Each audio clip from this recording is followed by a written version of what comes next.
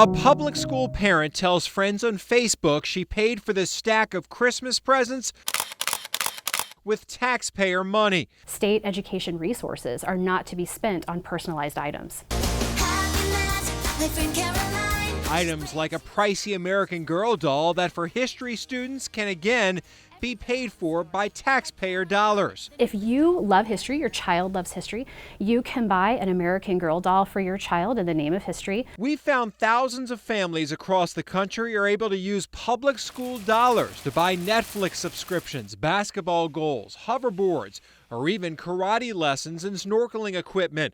And for the parents, it's all just a part of a school program designed by for-profit companies, approved by and funneled through school districts. $1,700 a year? $1,700 per child per year.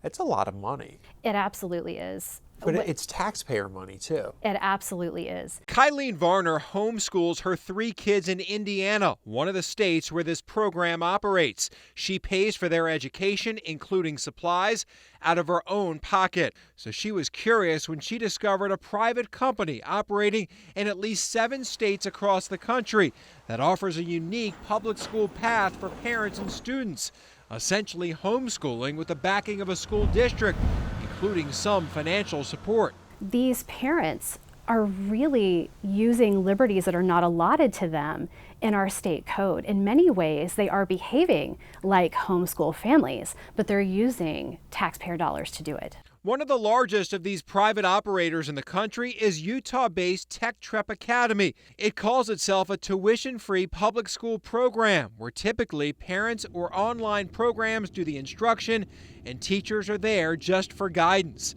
Our analysis of records from 6 states shows last school year Trep Academy and its sister company were paid at least $45 million in public funding.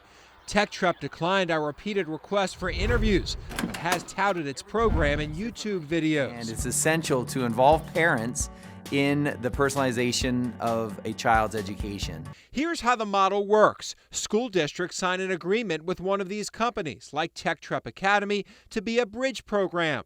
The school district keeps some of the money and then sends a percentage of their state funding to the provider. Some of that money goes to parents to pay for education supplies, which may include the dolls and presents we told you about earlier. The rest stays with the company. Before Rich Moore retired as a superintendent of a school district in Idaho, he brought in companies including Trep Academy to start the Idaho Home Learning Academy. We like innovation and being on the leading edge of doing good things in education. The district made the academy partners sign an exclusive contract in the state. They can't operate in any other county. What that means is kids from other districts enroll here to be in the program. Critics say this isn't about education, but is a money grab by some school districts because some of the state funding stays with the school district even if students never walk through the door. Your county population is about 4,700. You have about, 850 kids in your schools. Then you have 6,100 kids that you're servicing through this Home Learning Academy. Does it seem odd that you have more kids in the Home Learning Academy than in your county? I think it would, if you're going by an old paradigm, I think that would seem odd. I think that in our day and age where things are becoming more and more virtual, I think that that's not odd at all. I think that's the trend. Our national investigative team obtained emails from state and district officials about Trep Academy and its sister company, MyTech-High. In those, we found officials questioning parts of the program. For example, in Idaho, concerns about parents being in charge of instruction with only minimal contact with a certified teacher required. But the parents aren't forced to interact with the teacher. They're not forced to go to the teacher if they don't want to. There is not a requirement unless they are required to make sure that they submit their learning artifacts to make sure that the teacher can see if the student is being successful in mastering those learning standards. And in Utah, those money questions. A state education investigator asks about My Tech High parents getting reimbursement for extracurricular and other classes that other public charter school kids don't get.